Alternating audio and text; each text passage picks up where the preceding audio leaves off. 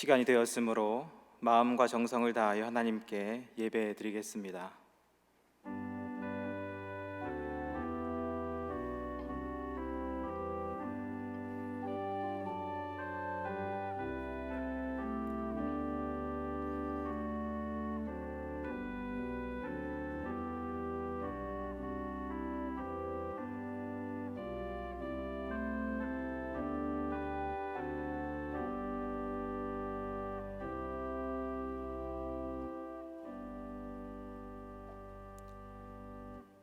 그러므로 형제들아, 우리가 예수의 피를 힘입어 성소에 들어갈 담력을 얻었나니 그 길은 우리를 위하여 휘장 가운데로 열어놓으신 새로운 살 길이요 휘장은 곧 그의 육체니라. 우리가 마음에 뿌림을 받아 악한 양심으로부터 벗어나고 몸은 맑은 물로 씻음을 받았으니 참 마음과 온전한 믿음으로 하나님께 나아가자. 아멘. 창조주 하나님, 사순절을 보내며 다시 한번 주님 앞에 예배로 나아갑니다. 온 세상 만물들이 봄비를 기다리듯이 저희들도 하나님께서 허락해 주실 은혜의 단비를 사모하오니 예수님의 고난을 묵상하며 그 발자취를 따를 때에 우리의 심령이 다시 한번 구원의 은혜를 깨닫게 하여 주옵소서. 오늘도 예배 가운데 십자가의 사랑을 마음에 새기게 하여 주시고 드리는 예물과 기도와 헌신을 받으시고 홀로 영광을 거두어 주옵소서. 예수님의 이름으로 기원하옵나이다. 아멘. 다 함께 일어나셔서 찬송가 71장으로 함께 찬양 드리겠습니다.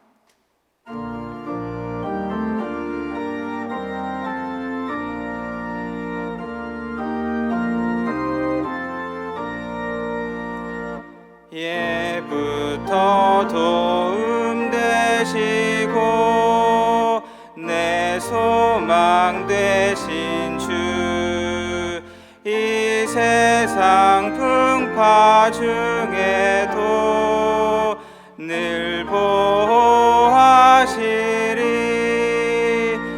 이 천지 만물 있기 전 주 먼저 계셨고 온 세상 만물 변해도 주 변함없도다. 주 앞에 천년 만년이 한날과 같으니 이 세상 모든 일들이 다 잠시뿐이라. 세월이 흘러가듯이 인생은 떠나니 인생 100년 살아도 꿈결과 같도다. 예부터 도움 되시고 내 소망 되신 주, 일평생 지나갈 동안 늘 보호하소서.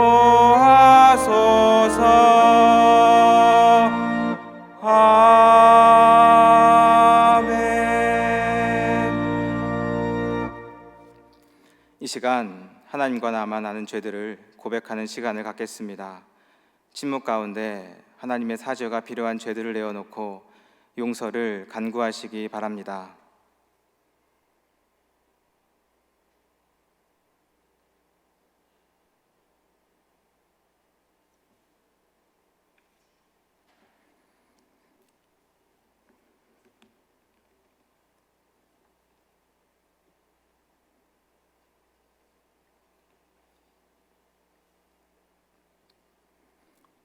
우리가 아직 죄인 되었을 때에 그리스도께서 우리를 위하여 죽으심으로 하나님께서 우리에 대한 자기의 사랑을 확증하셨느니라. 아멘.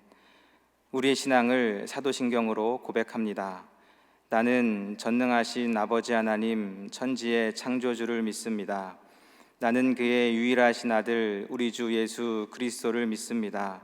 그는 성령으로 잉태되어 동정녀 마리아에게서 나시고 본디오 빌라도에게 고난을 받아 십자가에 못 박혀 죽으시고 장사된 지 사흘 만에 죽은 자 가운데서 다시 살아나셨으며 하늘에 오르시어 전능하신 아버지 하나님 우편에 앉아 계시다가 거기로부터 살아있는 자와 죽은 자를 심판하러 오십니다.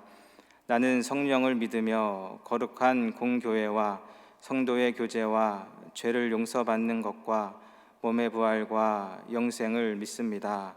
아멘. 교동문 128번입니다.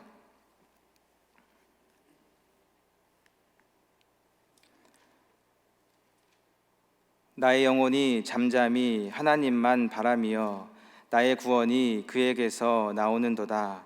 오직 그만이 나의 반석이시요 나의 구원이시요 나의 요새이시니 내가 크게 흔들리지 아니하리로다. 넘어지는 담과 흔들리는 울타리 같이 사람을 죽이려고 너희가 일제히 공격하기를 언제까지 하려느냐. 그들이 그를 그의 높은 자리에서 떨어뜨리기만 꾀하고 거짓을 즐겨하니 입으로는 축복이요 속으로는 저주로다. 나의 영혼아 잠잠히 하나님만 바라라. 물은 나의 소망이 그로부터 나오는도다. 오직 그만이 나의 반석이시요 나의 구원이시요 나의 요새이시니 내가 흔들리지 아니하리로다. 나의 구원과 영광이 하나님께 있으며 내 힘의 반석과 피난처도 하나님께 있도다. 백성들아 시시로 그를 의지하고 그의 앞에 마음을 토하라. 하나님은 우리의 피난처시로다. 아멘. 자리에 앉아주시기 바랍니다.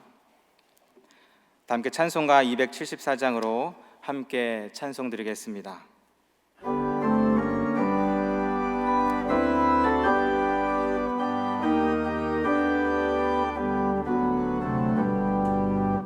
나 행한 것 죄뿐이니 주 예수께 비옵기는 나의 몸과 나의 맘을 정끗하게 하옵소서. 물 가지고 날 씻든지 불 가지고 태우든지 내 안과 박 다 닦으사 내 모든 죄 멸하소서. 내 어두운 눈 밝히시니 참 기쁘고 고마우나 그보다 더 원하오니 정결한 맘 주옵소서.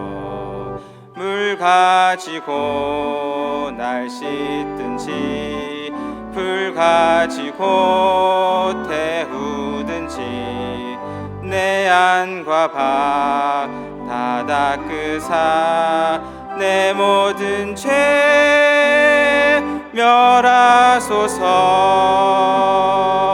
정결한 맘 그 속에서 신령한 빛이 오니 이러한 맘 나 얻으면 눈까지도 밝으리라. 물 가지고 날 씻든지 불 가지고 태우든지 내 안과 박 다 닦으사 내 모든 죄 멸하소서. 못된 행실 다 고치고 악한 생각 다 버려도 주 앞에서 정결타고 자랑치는 못하리라.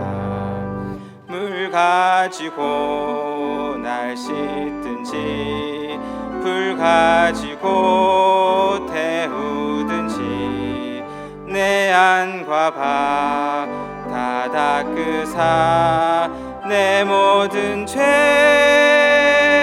멸하소서.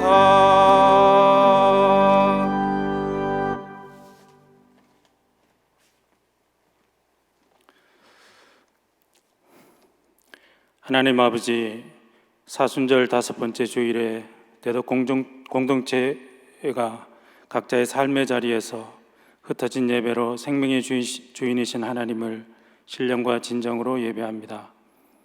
이 예배를 통해 하나님께서 온전히 영광 받으시고 풍성한 은혜와 위로가 부어지게 하옵소서. 우리의 악한 생각과 경우에 합당하지 않은 말과 행동으로 하나님의 뜻을 거역하며 살아왔던 죄들을 이 시간 하나님 앞에 고백하며 용서의 말씀을 듣게 하시니 감사합니다. 하루하루 주어지는 삶의 일상이 하나님께서 우리에게 허락하신 선물이고 축복이었음을 망각하고 늘 불평하고 원망하며 남의 탓을 하며 살아왔던 우리의 완악함을 긍휼히 여기시고 용서하여 주옵소서. 주님의 피값으로 세워진 한국교회가 이 세상 속에서 선한 영향력을 드러내며 빛과 소금의 역할을 감당할 수 있게 되기를 간절히 소원합니다. 교회에 속해 있는 모든 성도들이 십자가와 부활의 능력을 회복함으로 새로운 피조물로 거듭난 감격을 누리며 복음과 십자가의 도에 합당한 삶을 살아가게 하옵소서.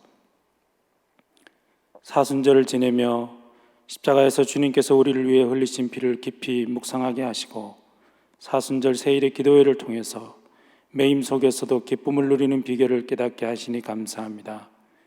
우리의 영혼을 날마다 십자가의 보혈로 정결케 하셔서 우리의 남은 삶이 구원의 주님을 고백하며 십자가의 은혜 안에 풍성함을 누리며 살게 하옵소서. 코로나 바이러스 감염으로 인해 온 지구촌이 극심한 고통 중에 신음하고 있습니다. 무엇보다 우리가 하나님을 온전히 주인 삼지 않고 창조 질서를 파괴하며 살아왔던 죄들을 회개하며 구원의 하나님께 회복의 은총을 간구하게 하옵소서. 코로나19와 사투를 벌이고 있는 모든 의료인들과 공무원들과 전문가들과 자원봉사자들에게 지혜와 힘과 용기를 다하여 주옵소서. 이들의 수고와 헌신에도 불구하고 코로나 감염으로 고통당하는 이 땅 백성들과 무너진 경제로 고통당하는 지구촌 백성들을 긍휼히 여기시고 코로나의 확산을 막아주옵소서. 어서 속히 무너진 일상을 회복함으로 다 함께 모여 하나님을 예배하는 은혜를 누리게 하옵소서. 고통 중에 간절히 울부짖는 이 땅 백성들의 기도를 들어주옵소서. 대덕교회가 코로나로 고통당하는 이웃들을 섬기는 일에 귀하게 쓰임받게 하시고 모이는 예배를 사모하며 흩어져 예배드리는 대덕교회에 속해 있는 모든 성도들이 각자의 삶을 돌아보며 말씀으로 무장할 수 있게 하시고 삶의 현장에서 행함과 진실함으로 사랑과 용서와 화합을 이루며 살아가게 하옵소서. 랭뜰 중학교 건축과 개교와 운영을 위해 캄보디아에 파송되어 계시는 손재익 장로님 부부를 영육간에 간간하게 붙들어 주시고 학교 건축이 잘 마무리되어지게 하시며 랭뜰 중학교가 교육 선교의 전초기지로 귀하게 쓰임받게 하옵소서. 이 시간 말씀을 전하시는 담임 목사님에게 성령의 권능을 더하셔서 말씀의 능력이 있게 하시고 주신 말씀으로 인해 우리 모두가 하나님의 나라를 우리 안에 세우며 복음에 합당한 삶을 살아가기로 결단하게 하옵소서. 예수님 이름으로 기도드립니다. 아멘.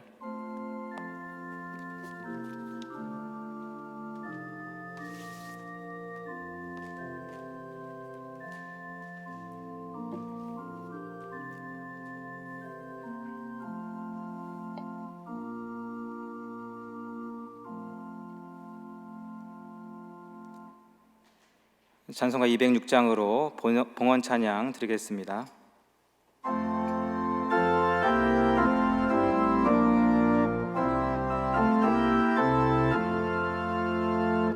주님의 귀한 말씀은 내 발의 빛이요 목마른 사막길에서 샘물과 같도다. 굶주린 나의 영혼을 여기고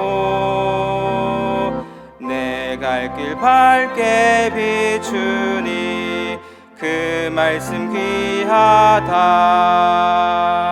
낮에는 구름 기둥과 밤에는 불기둥 주 백성 앞에 나타나 인도해 주시네. 하늘의 깊은 지혜를 깨닫게 하시고 주 말씀 밝히 알도록 늘 도와주소서.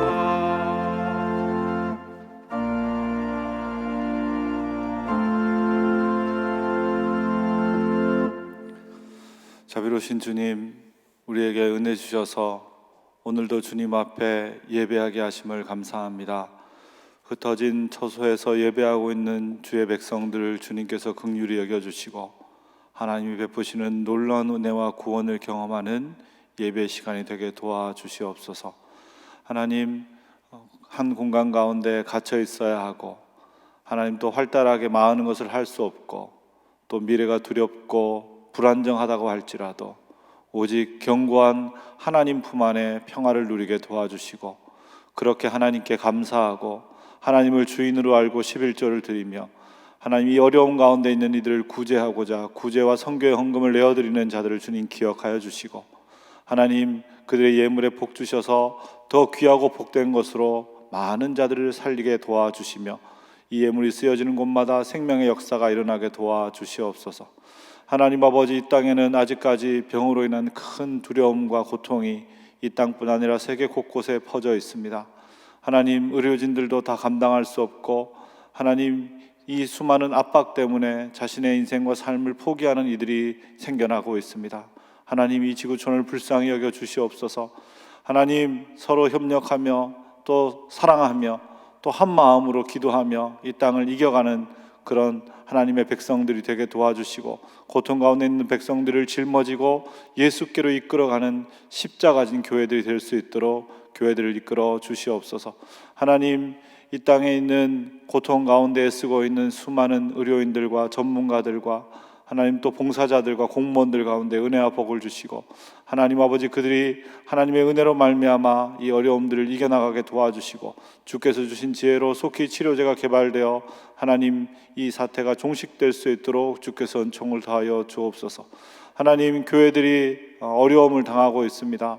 하나님, 이때 교회들을 깨워주시길 원합니다. 기도하게 하시길 원합니다. 더 겸손하게 하시길 원합니다. 담대히 서게 하시길 원합니다. 그래서 하나님, 이때 한국교회가 하나 되고 이단을 척결하며 하나님의 교회로 더 거듭나 쇄신되는 은총과 복을 허락하여 주시옵소서. 오늘 예배를 통해 은총 받으시며 또 이 봉헌을 통해 우리를 영광스럽게 하실 그리스도 예수 이름으로 기도드립니다. 아멘. 우리 옆에 있는 가족들과 또 앞뒤 좌우에 계신 분들과 함께 인사하도록 하겠습니다. 사랑합니다, 축복합니다 인사하겠습니다. 예수의 길을 걷는 화해공동체 대덕교회 함께 예배하는 모든 이들에게 하나님의 은혜와 복이 함께 하시길 바랍니다. 코로나19 관련한 모든 안내 사항들은 종전과 동일합니다. 자세한 참고 내용들은 주보를 참고하셔도 되고 또 목회 서신을 참고하시면 되겠습니다. 여러분, 교회에 오실 수 없어서 너무 답답하시고 또 너무 서운하실 텐데 여러분께서 이 일이 빨리 마무리되고 교회에서 다시 모여서 예배할 수 있도록 여러분 기도해 주시길 바랍니다. 또 일과 중에 또 저녁에 교회에 오셔서 기도하시는 분들이 있는데 여러분 안내 드린 것처럼 마스크 쓰시고 들어오셔서 기도하시되 본당문을 열어놓을 테니까 본당에서 기도하시기 바랍니다. 그러면 넓은 공간이라서 안전하게 기도할 수 있을 것 같습니다. 그렇게 기억해 주시고 또 하나님이 주시는 은혜와 사랑으로 이 어려움을 이겨나갈 수 있으시길 바랍니다. 지금 교회 뒷뜰에는 엘림들의 꽃이 이제 막 피고 있습니다. 꽃을 보니까 여러분 생각이 너무너무 많이 나네요. 네, 하나님께서 함께 만나지 못하지만 또 믿음 안에, 소망 안에, 사랑 안에 만나게 하시는 그런 기쁨과 또 신비를 우리에게 부어주시길 바랍니다. 오늘은 사순절 5번째 주일입니다. 순환의 사랑으로 우리와 함께 해주신 예수님을 기억하고 있는데요. 여러분 바이블 백신 가운데 또 사순절 세일의 기도의 가운데 더 충실하게 힘써 가시는 여러분 되시길 바랍니다. 여러분 사순절 세일의 새벽 기도에 아침과 저녁으로 지금 기도하고 있는데 평소에 교회에 오셔서 기도하시는 분들보다 더 많은 분들이 유튜브를 통해서 함께 기도하고 계셔서 평소에 좀 등한히 하셨던 분들도 훨씬 마음을 내고 계시구나 이런 마음을 가져서 또 이때 참 감사한 일이다 싶습니다. 여러분 그 기도에 시작하고 이제 제가 한 번은 기도하고 나서 그 다음에 저녁에 할 때 한번 보니까 한 10분 되시면 이제 반 정도는 그냥 나가시는 것 같아요. 그런데 새벽 기도회, 저녁 기도회니까 충분히 기도가 될 수 있도록 좀 오래 머물러서 기도하고 가시기를 바랍니다. 가족 특송을 신청받습니다. 가족이 또 개인이 특송할까 너무너무 좋죠. 보는 건 너무너무 좋은데 여러분 참여하시면 더 좋습니다. 그러니까 꼭 가족 특송 신청해 주시길 바랍니다. 준비하시는 우리 집사님이 가족 특송 아직까지 다 안 쳤는데 이렇게 하면서 두려워 걱정하며 준비하지 않도록 여러분께서 잘 도와주시길 바랍니다. 오늘 오후 2시에 당회가 있겠습니다. 좋은 소식입니다. 우리 중앙 8구역 송현지 성도님 등려했습니다. 하나님께서 은혜와 복 주셔서 기쁨 가운데 함께 해주시기를 바랍니다.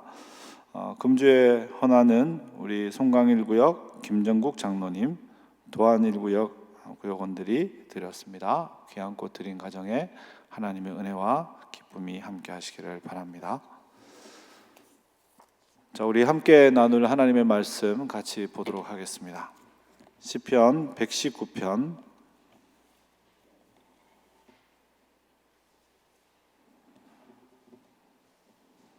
105에서 107절 말씀입니다. 시편 119편 105에서 107절 구약 성경 894면에 있습니다. 시편 119편 105에서 107절 말씀 제가 여러분께 봉독합니다. 주의 말씀은 내 발의 등이요 내 길의 빛이니이다. 주의 의로운 규례들을 지키기로 맹세하고 굳게 정하였나이다. 나의 고난이 매우 심하오니 여호와여 주의 말씀대로 나를 살아나게 하소서. 아멘. 여러분 시편 119편은 성경을 그냥 이렇게 들고 있다가 성경 이렇게 접은 채로 있다가 그냥 아무 생각 없이 딱 펼치면 거의 119편쯤에 오게 됩니다. 왜냐하면 성경 제일 중간에 있는 성경이거든요. 그리고 이 시편 119편은 그래서 어떤 분들은 119라고 위기 때 읽으라고 하나님 주신 성경이다 그렇게 말하는 분들도 있습니다. 이 시편 119편은 알파벳 순으로 쓰여진 시편입니다. 그러니까 한 연 8줄로 되어 있는 한 연이 시작될 때 그 연의 첫 번째 글자가 알파벳 순으로 이렇게 되어 있는 그렇게 총 22개의 연으로 구성됐고 한 연마다 8개 행으로 구성된 그런 시입니다. 그런데 이 시가 말하자면 그렇게 얘기할 수 있겠죠.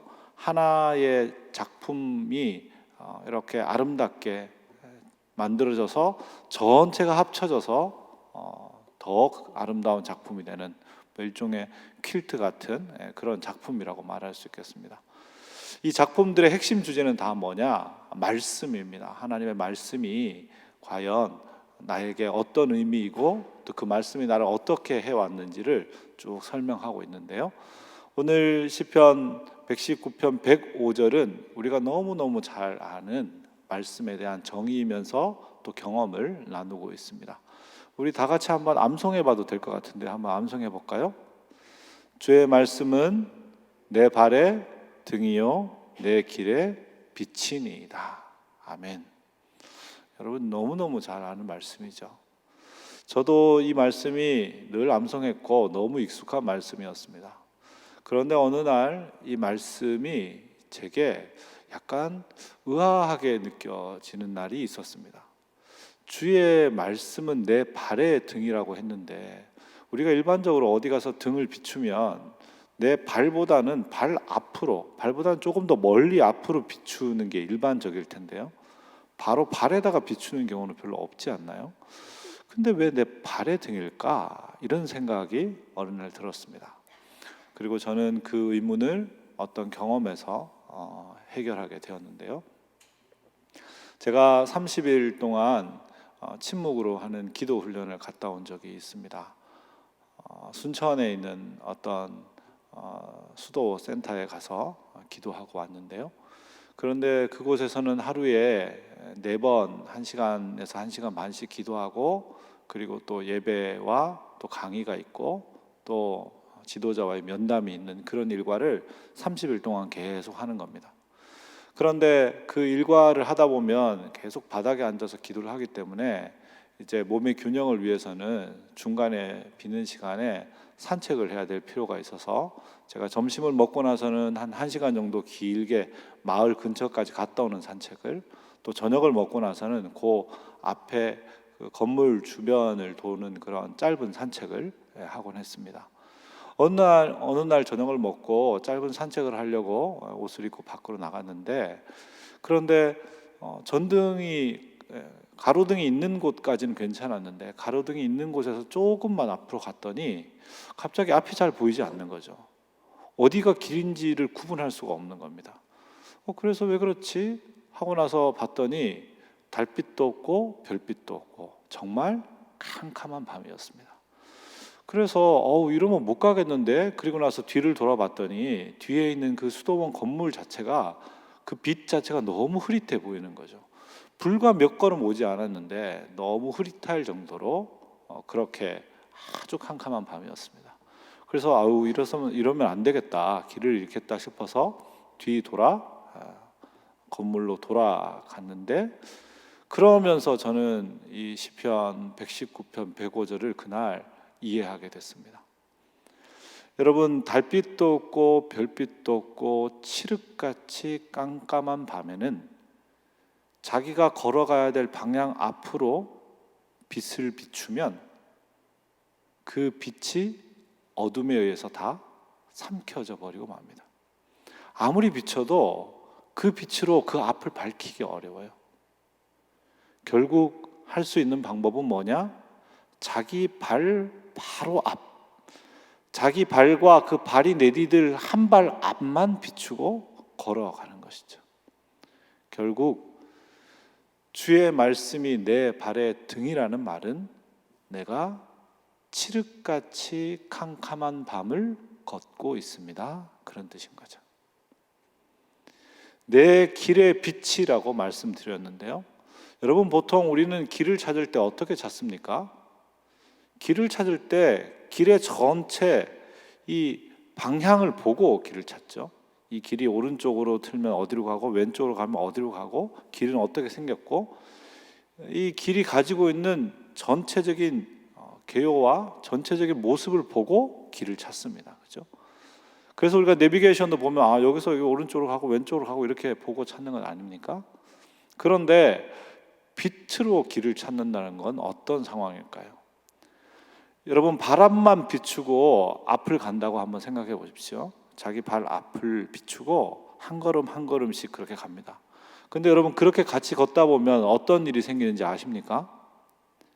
어둠 속에 발 앞만 비추고 계속 걷다 보면요, 내가 지금 어느 방향으로 가고 있는지를 잘 모르게 됩니다.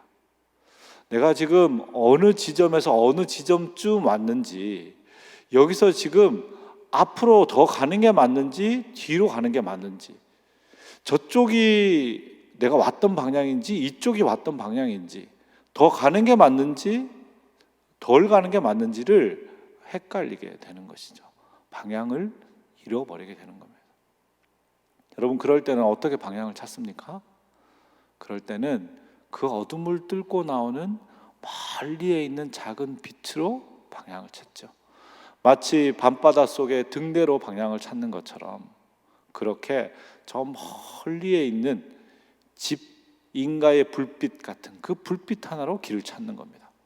물론 길이 열려진 과정은 모르기 때문에 때로는 길이 움푹 패이기도 해서 발목을 삐기도 하고 때로는 넘어지기도 하지만 그 빛으로 방향을 잡아서 그 빛을 향해 가게 되는 것이죠. 그러니까 내 길의 빛이다 이 말은 방향을 잃어버렸을 때이다. 그걸 우리가 알 수 있는 것이죠.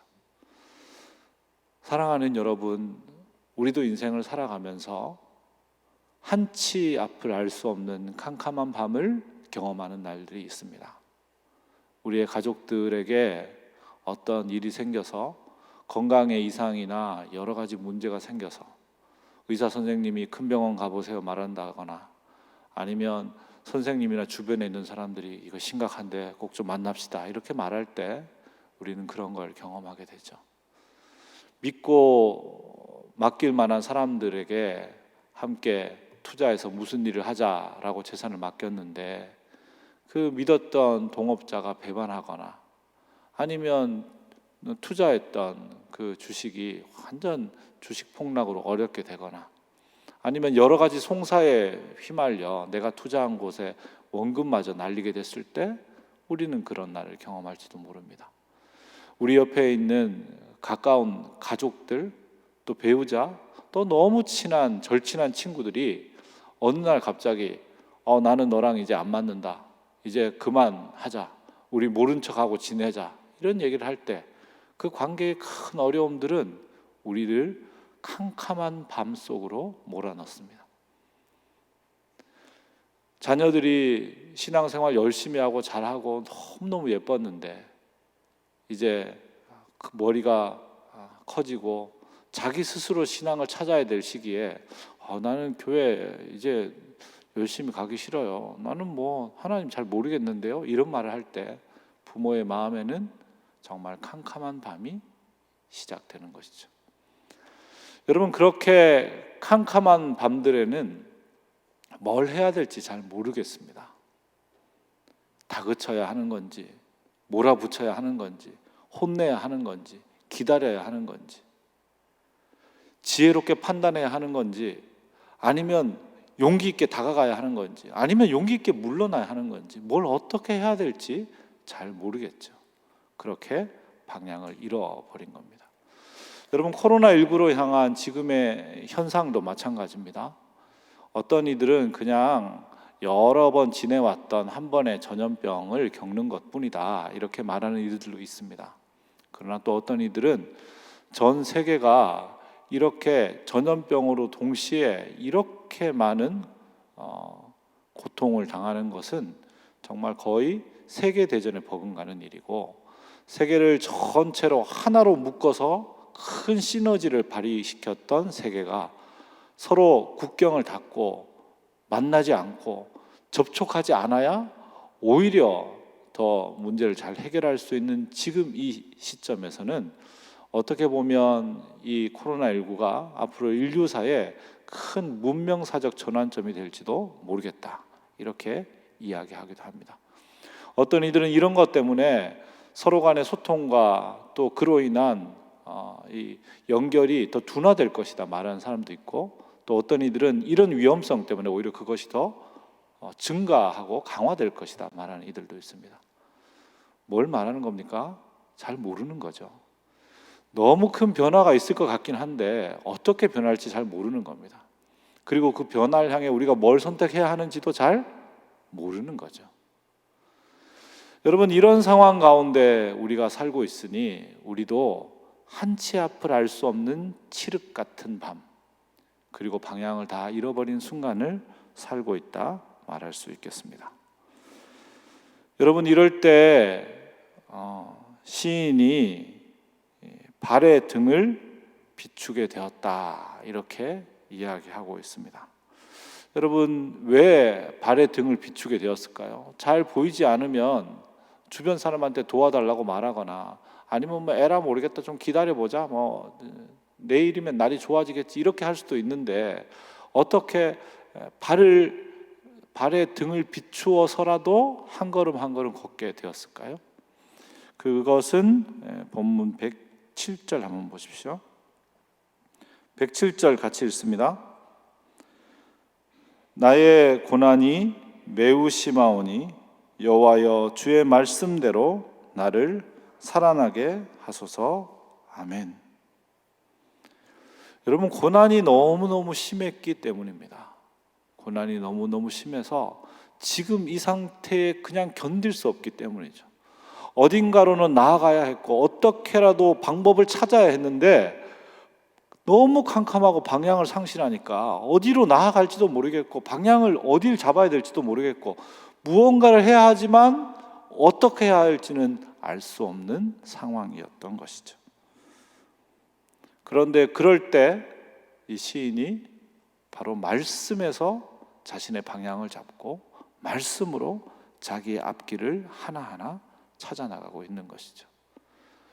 여러분, 위기 때 말씀이 우리에게 빛이 되고 우리의 인생의 등이 된다는 걸 사실 이 말씀을 읽지 않았던들 우리가 모를까요? 사실은 우리가 알고 있겠죠, 그죠? 알고 있음에도 불구하고 사실 아주 오랫동안 들어온 부모님의 잔소리처럼 너무나 많이 들어온 선생님의 교훈처럼 우리에게 그냥 말씀은 일종의 잔소리처럼 늘 있는 것처럼 그저 귓가를 맴돌다가 싹 사라져버리는 그런 것일지도 모릅니다. 그런데 어떻게 이 시인에게는 말씀이 자신에게 등과 빛이 될 수 있었을까요? 여러분, 본문 97절, 우리가 읽었던 본문 위로 올라가시면 97절 있습니다. 97절 말씀 같이 한번 읽도록 하겠습니다. 내가 주의 법을 어찌 그리 사랑하는지요, 내가 그것을 종일 작은 소리로 읊조리나이다. 아멘. 여러분, 이 읊조린다는 말은 작은 소리로 계속 반복하여 되낸다, 그런 뜻입니다. 그런데 이 작은 소리로 계속 반복하여 되내는 게 어떤 의미인가? 여러분, 이 말이라는 것은 사실은 자기 존재가 그대로 나타난 것이죠. 원래 말이라는 것은 자기 존재하고 똑같아야 되는 건데, 근데 사실 인간은 연약하기 때문에 말은 말대로 하고 자기는 자기대로인 것이죠. 내 존재가 이렇다고 해도 말은 전혀 다르게 할 수 있는 겁니다. 내가 당신에 대한 미움이 있어도 사랑합니다 말할 수 있는 것이고, 또 내가 당신에 대한 사랑이 있다고 해도 때로는 사랑을 표현하지 못할 수도 있고, 그래서 말과 존재가 일치되지 않게 되죠. 그런데 말과 존재가 일치되는 존재가 있는데 그게 왕입니다. 왕이 저자를 죽이라 하면 죽는 것이고요, 죽였다고 지금 죽이려고 하다가 멈춰라 살려라 그러면 또 다시 사는 것이죠. 즉 말 자체가 그의 존재가 되는 것은 왕인데, 우리의 왕이신 하나님께서 이 말씀을 우리에게 주셨으니 이 말씀은 사실은 하나님 그 자체인 거죠. 우리가 보기에는 활자 속에 글이 담겨 있지만 이 활자는 사실은 하나님께서 자신의 말에 자신의 모든 것을 거시는, 그 말과 존재가 하나도 다를 바가 없는 하나님께서 자기 자신을 우리에게 주신 것이죠. 말씀을 읊조린다는 것은 바로 말씀을 깊이 묵상하는 과정을 통해서 하나님이 우리에게 주신 이 말씀이 다시 우리에게 하나님이 되도록 경험해가는 과정을 의미하는 것입니다. 예를 한번 들어볼까요? 우리가 잘 아는 말씀, 여호와는 나의 목자시니 내게 부족함이 없으리로다. 여호와는 나의 목자시니 내가 부족함이 없으리로다 라는 말씀을 만약 깊이 되뇌어 본다고 생각해 보시죠. 여호와는 나의 목자입니다 이렇게 되뇌입니다. 그걸 계속 되뇌는 거죠. 여호와여 당신은 나의 목자입니다. 그렇게 되뇌다 보면 우리 안에 어떤 게 일어날 수 있습니까? 주님, 당신은 나의 목자인데 나는 왜 부족할까요? 당신이 나의 목자인데 나는 왜 이렇게 부족함이 많습니까? 당신이 나의 목자이긴 합니까? 그렇게 하나님께 질문할 수 있겠죠. 당신이 나의 목자인 건 맞습니다. 그런데 왜 저는 이렇게 부족합니까? 그렇게 계속 하나님께 질문하는 동안 이 기도자는 무언가 자기 안에 새로운 것이 경험되는 걸 느끼게 될 것입니다. 아, 여호와가 목자이셔서 부족함이 없는 것이지, 부족함이 없으니 여호와가 목자인 게 아니로구나. 그는 똑같이 여호와는 나의 목자입니다를 반복하고 있지만, 그렇게 반복해 가면서 주님, 내게 부족함을 없게 해주셔서 당신이 목자이신 게 아니라 당신이 나의 목자이셔서 부족한 상황도 부족함 없이 살 수 있겠습니다. 그렇게 알게 되는 것이죠. 그리고 그래서 당신이 나의 목자입니다 라고 고백하는 순간, 그는 자기가 스스로 당신은 나의 목자이십니다 라고 고백하는 것뿐만이 아니라 자기 안에 계신 하나님께서 그에게 사랑하는 아들아, 딸아, 내가 너의 목자다 라고 말씀하시는 것을 경험할 수 있게 되죠. 처음에는 말씀이 나에게 주어졌고 내가 말씀을 붙들고 있다가 말씀을 계속 반복하여 되뇌이는 동안 말씀이 하나님이 되어 나를 붙드는 것을 경험하게 되는 것이죠. 이게 사실은 말씀을 묵상해 가는 말씀 묵상의 경험인데, 이 시인은 바로 그 말씀 묵상의 경험을 통해 활자로 남아있던 이 말씀들이 자신의 인생을 비추는 등이 되고 자신의 방향을 잡아주는 빛이 되는 것을 경험했던 겁니다.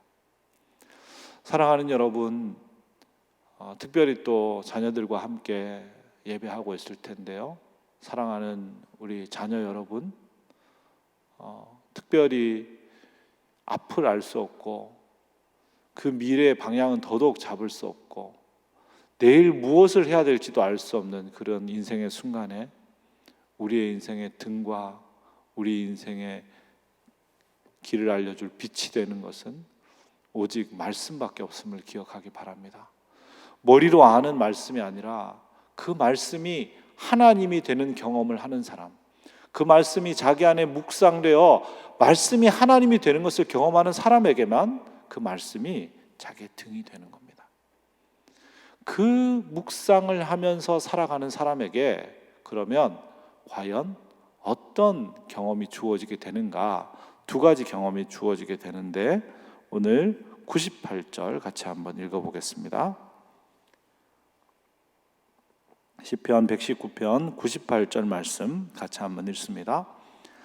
주의 계명들이 항상 나와 함께함으로 그것들이 나를 원수보다 지혜롭게 하나이다. 아멘. 주의 계명들이 항상 나와 함께한다, 이렇게 이야기하고 있습니다. 여러분, 그 결혼에 대한 교육을 하는 여러 자료들을 보면 어떤 분이 이런 얘기를 했습니다.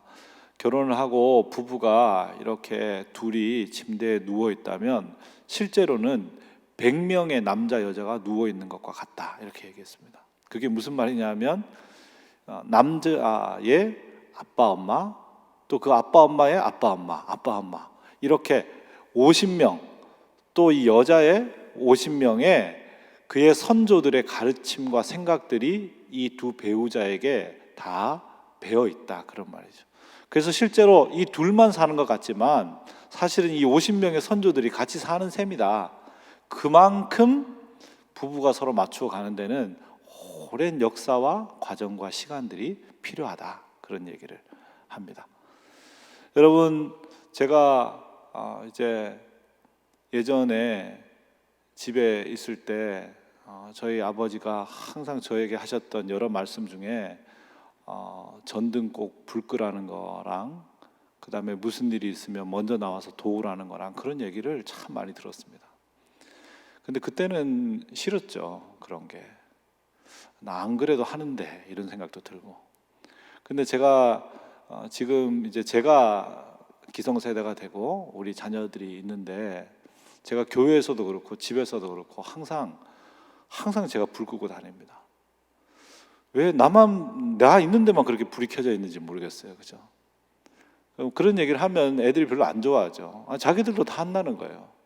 그래서 별로 얘기 안 합니다. 왜요? 저도 옛날에 그랬으니까. 그때마다 어떤 걸 생각하게 되냐? 우리 아버지를 생각하게 됩니다. 우리 아버지의 말씀과 우리 아버지의 가르침이 지금도 내 안에 그대로 살아서 함께 있구나, 이런 걸 느끼게 되는 거죠.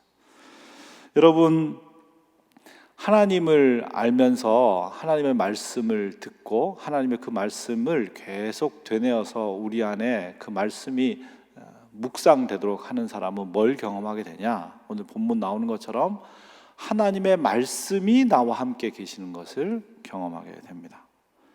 그러니까 하나님의 말씀이 내가 말씀을 붙들고 사는 게 아니고 말씀이 나를 붙들어서 나와 함께 사는 걸 경험하게 되는 거죠.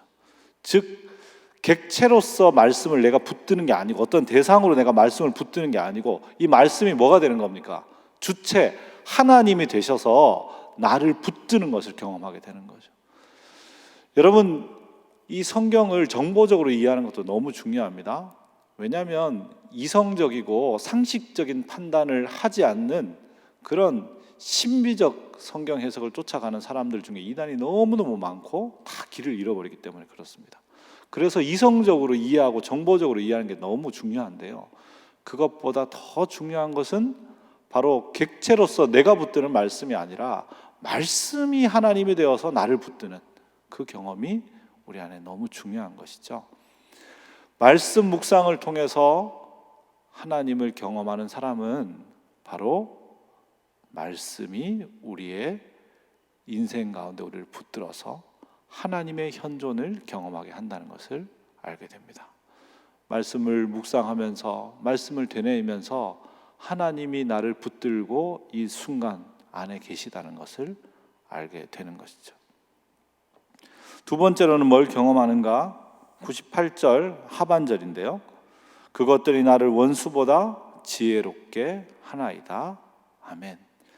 말씀을 되뇌이면서 묵상해 가는 사람은 지혜를 경험하게 됩니다.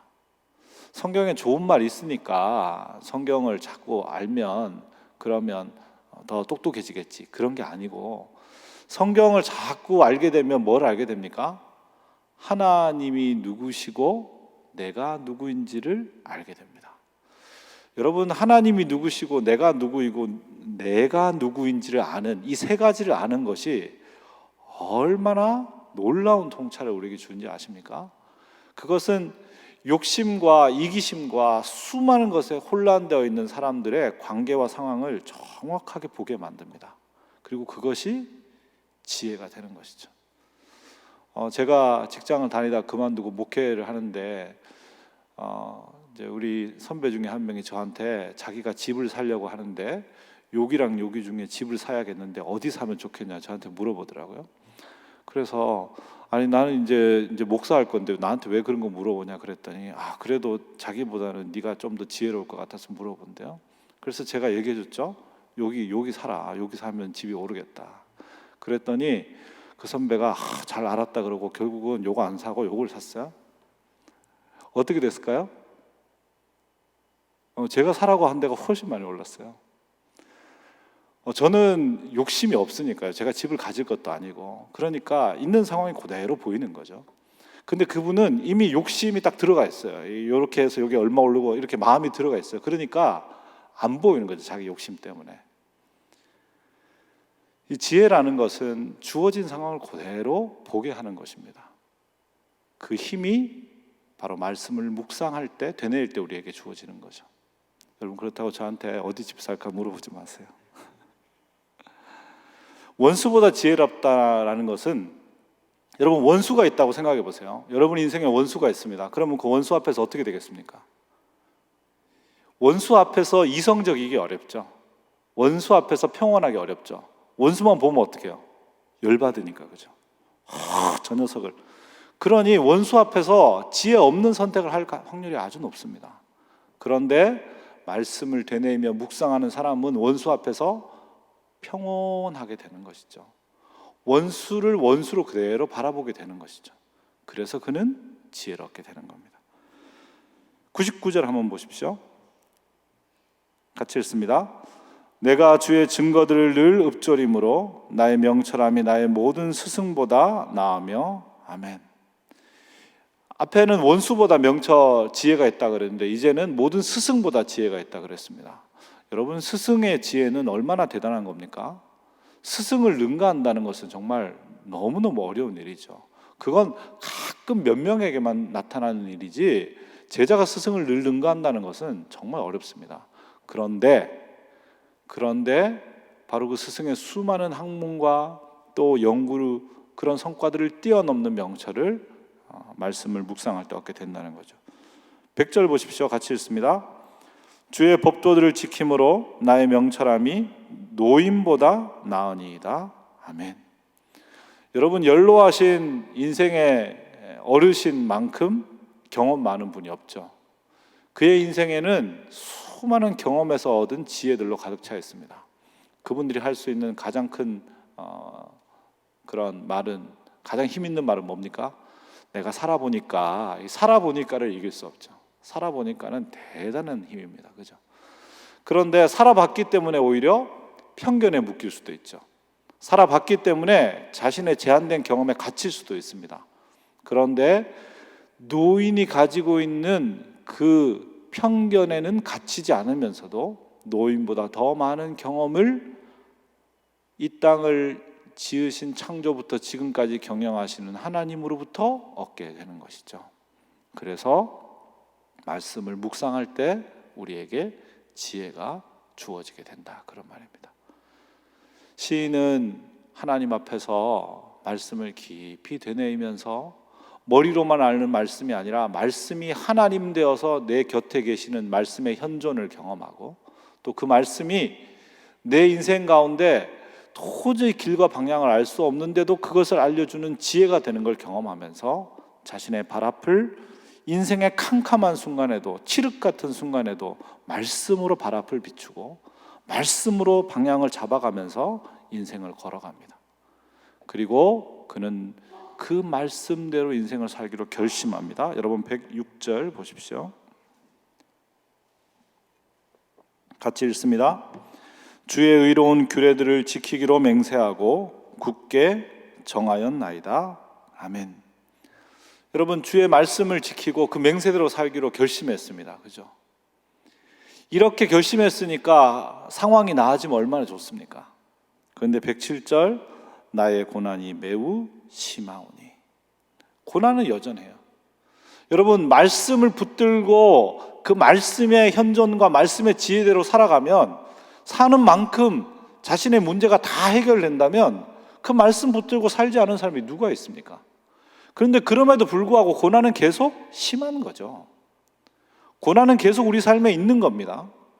매우 심하다, 이렇게 이야기했습니다.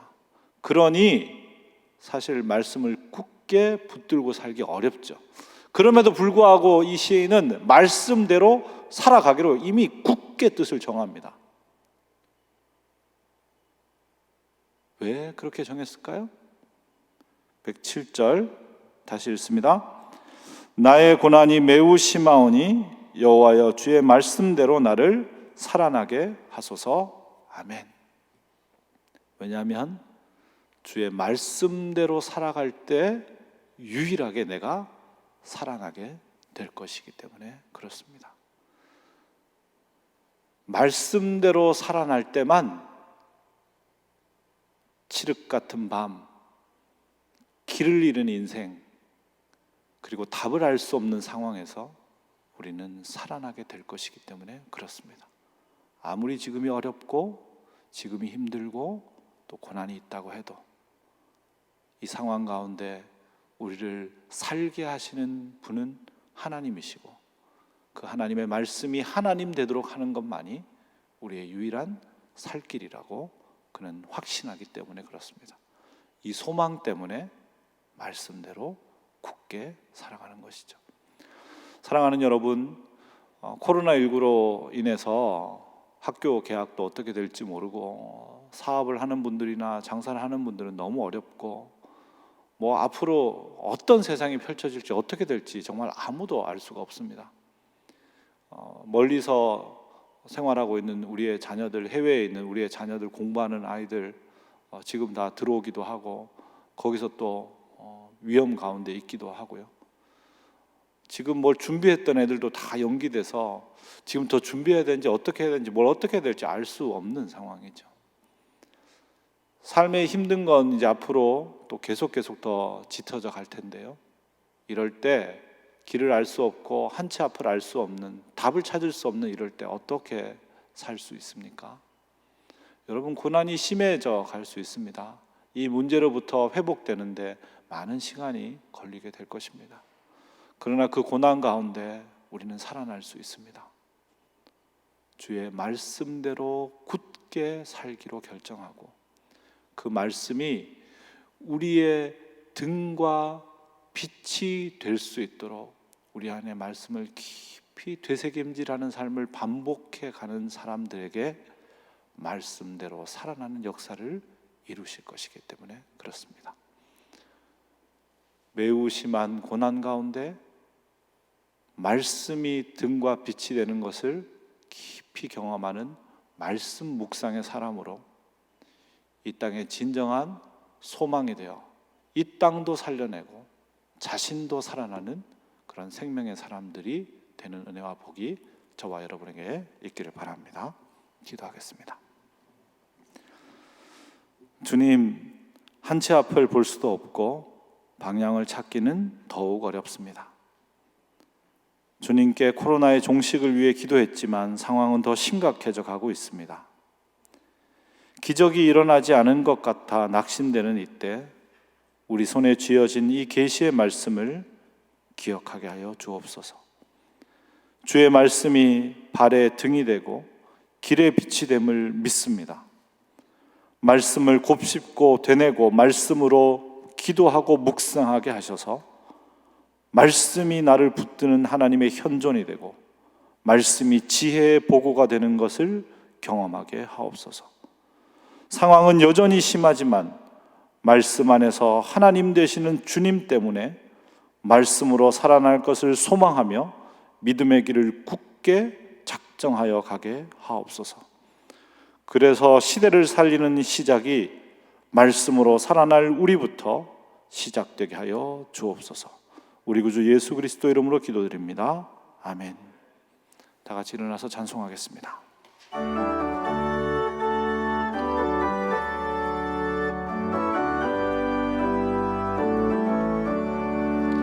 예수를 나의 구주 삼고 성령과 피로써 거듭나니 이 세상에서 내 영혼이 하늘의 영광 누리도다.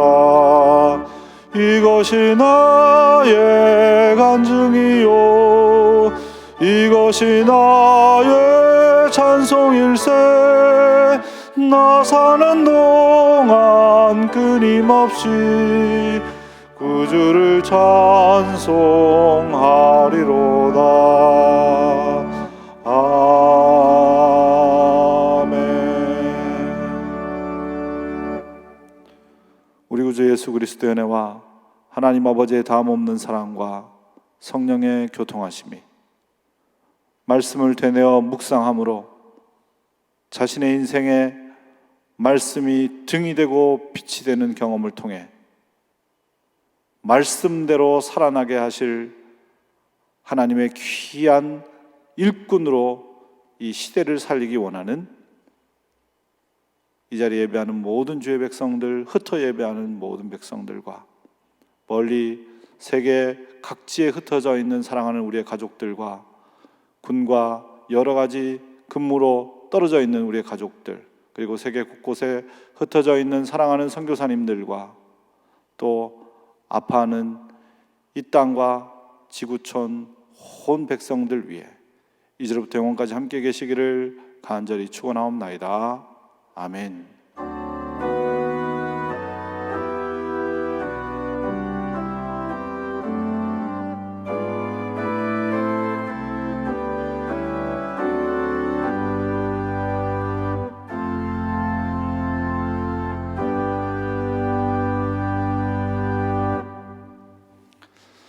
사랑하는 여러분, 말씀으로 살아나는 한 주간 보내시고 또 사순절 세일의 기도와 또 바이블 백신 가운데 하나님의 큰 은혜를 경험하시길 바랍니다. 사랑합니다. 축복합니다.